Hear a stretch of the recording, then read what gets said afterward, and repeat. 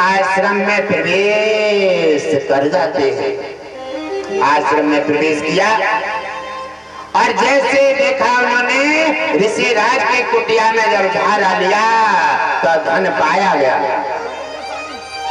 और जब धन पाया गया तो उन्होंने कहा, मुनिराज आप ये भी करते हैं?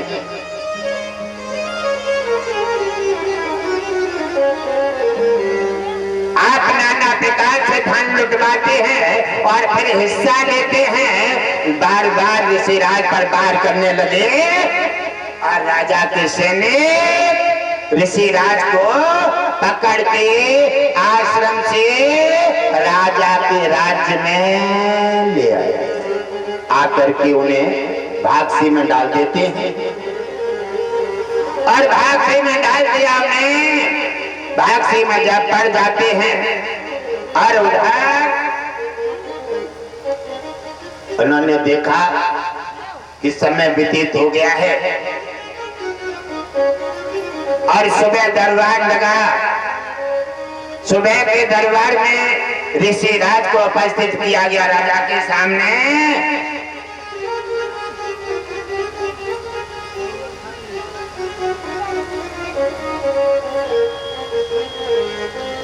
राजा के सामने उपस्थित किया गया और जैसे उन्होंने देखा, राजा ने, ये क्या देख रहा हूं,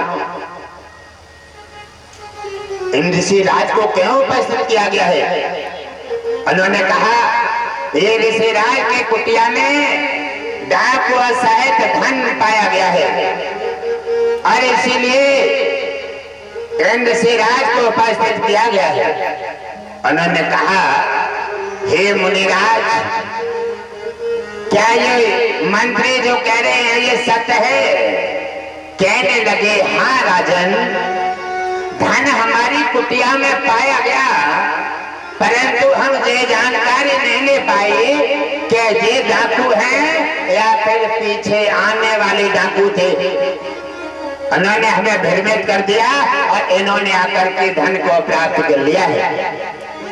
राजा ने कहा, जब तुमने अपना कसूर, जब आपने अपनी गलती महसूस कर ली है, मंजूर कर ली है, तो आपको सजा मिलेगी। राजा ने तत्काल दरबार में संत के लिए चौराहे पे फांसी देने का हुक्म दे दिया कि चौराहे पे संत जी को सूली पर चढ़ा दिया जाए।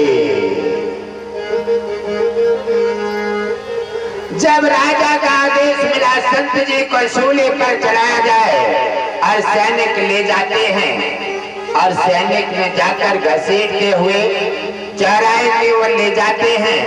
संत की कोई गलती नहीं थी, लेकिन फिर भी संत को निंदनीय जो है अपराध और उनकी निंदा और अपमान किया गया।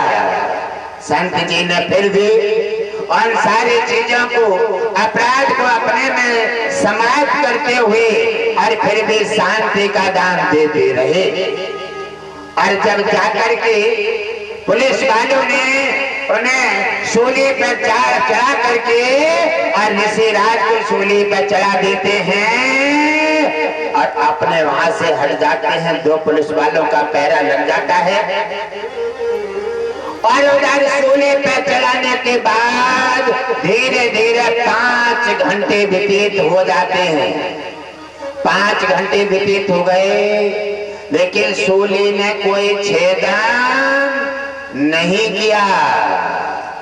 ऋषिराज बैठे हैं और सूली पर आसन दबाए ध्यान मगन है भगवान विष्णु के ध्यान में, और सूली ने छेदन नहीं किया। जब सूली छेदन नहीं करती है, ऋषिराज ने और उन्हें पुलिस वालों ने देखा कि राजा को जाकर के सूचित किया, हे राजन, लगता है कि बड़ा गजब हो गया। कहने लगे, क्या हुआ? कहने लगे, राजन, ये कोई महात्मा नहीं है, ये कोई महान पुरुष है। कहने लगे तुम्हें कैसे पता है? कहने लगे राजन, शोले पर 5 घंटे चढ़ाए हो गए, लेकिन शोले में छेदन नहीं किया है। न जाने उसके नोक टूट गई, न जाने क्या हुआ। और बड़े ध्यान मगन बैठे हैं भगवान विष्णु के ध्यान में। ऋषिराज बैठे हैं, उन्हें कोई परवाह नहीं है। उन्हें लगता है कि जैसे सोफा पे बैठे हैं, जैसे बेड पर बैठे हैं, और जैसे अपने आसन पर बैठे हैं। उन्होंने कहा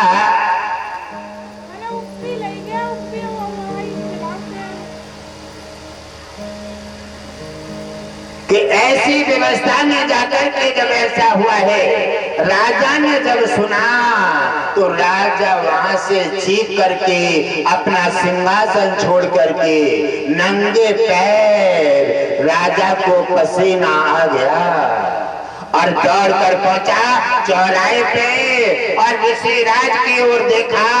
ऋषिराज मने मन मुस्कुरा रहे हैं और देखा राजा ने वहीं ले गिर जाते हैं और कहा, हे मुनिराज, मुझे क्षमा कर दीजिए, त्रैमान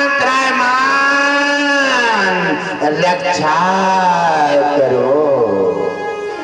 हे मुनिराज, मेरे से गलती हो गई अनजाने में। आज मैंने क्या कर डाला? आज मुझे लगता है कि मेरे राजपाट पर काले बादल छा रहे हैं और मुनिराज को विरोध आ गया तो मेरा पतन हो जाएगा। राजा थर-थर कांप रहा है।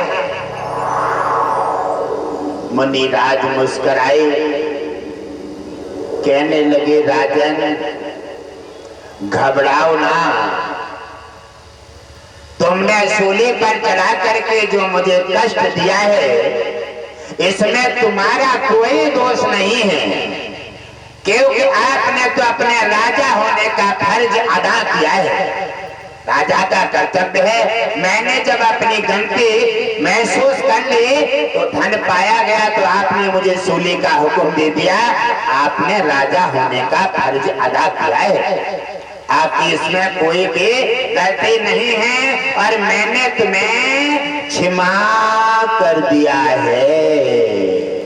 राजा को संतुष्टि आई, लेकिन राजा अंदर से भयभीत हैं। कहने लगे, मैंने ऐसे महान संत का जो निरादर किया है, मुझे भगवान विष्णु भी माफ नहीं करेंगे, इसलिए बार बार राजा नतमस्तक हो रहे हैं और बार बार ऋषिराज को प्रणाम करते हैं, मुझे क्षमा कर दीजिए। मुनिराज ने कहा, हे राजन, मैंने तुम्हें क्षमा कर दिया है और इसमें तुम्हारा कोई दोष नहीं है, और दोष है तो हे राजन, दोष है तो धर्मराज का। धर्मराज ने सही संचालन नहीं किया है और धर्मराज के बिना अनुमति के मेरे पर शूली नहीं लग सकते।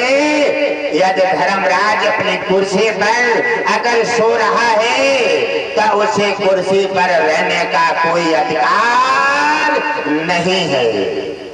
उसी समय कहा, हे राजन, मैंने तुम्हें माफ कर दिया है, तुम अपना राजपाट संभालिए और अब मैं देख लेता हूँ धर्मराज को और यही शूली से सीधा मैं धर्मराज के पास धर्मलोक जा रहा हूँ। वैसे ऋषिराज शूली से आसन सहित धर्मराज के पास जाने लगे।